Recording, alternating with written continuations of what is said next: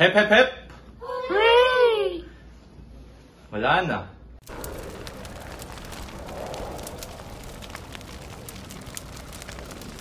Kailangan lamang ng 3 bagay ng apoy para magsimula.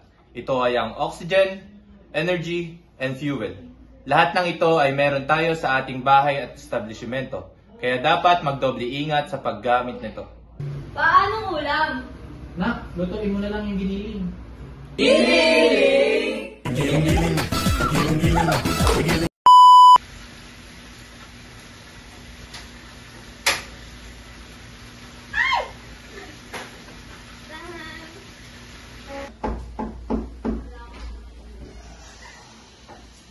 Queenie po. Nak, may naghahanap sa'yo.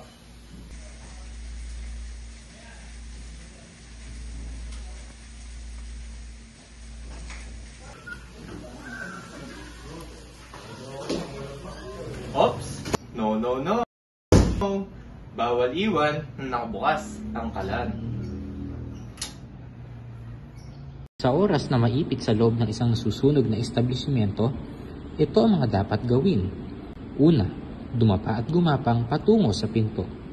Gawin ito kapag walang apoy na nakaharang sa dadaanan. Kapain ng pinto dahil dito malalaman kung ligtas itong buksan. Kapag mainit ang pinto at doorknob, nangangahulugang may apoy sa kabilang dulo nito. Kaya't huwag na huwag itong buksan. Buksan lamang ito kapag nasigurong ligtas ang susunod na daraanan. Huwag magpanik! Stop, drop, and roll. Mali yan. Stop, drop, cover your face, and roll ang tamang gawin. Fire extinguisher, pass technique. P for pool. Hilahin ang safety pin ng fire extinguisher. Aim for aim. Itutok sa pinagmulan ng apoy ang nozzle. S for squeeze.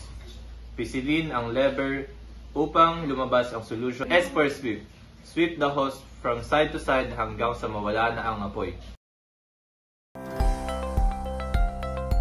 Dapat mag-usap kayo ng iyong pamilya kung paano maililikas ang lahat mula sa inyong bahay ng mabilis.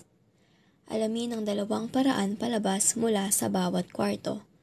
Ang una ay ang pinto at ang pangalawa ay ang bintana. Ang inyong plano ay dapat magsama ng lugar kung saan magtatagpo pagkatapos mailabas ang lahat. Mag-ensayo ng pagsara ng lahat ng pinto habang umaalis, yumuko at magtulungan. Kapag lahat ay nasa labas na, tawagan ang 911 para humingi ng tulong. Huwag nang bumalik sa nasusunog na gusali kapag kayo ay nakalabas na.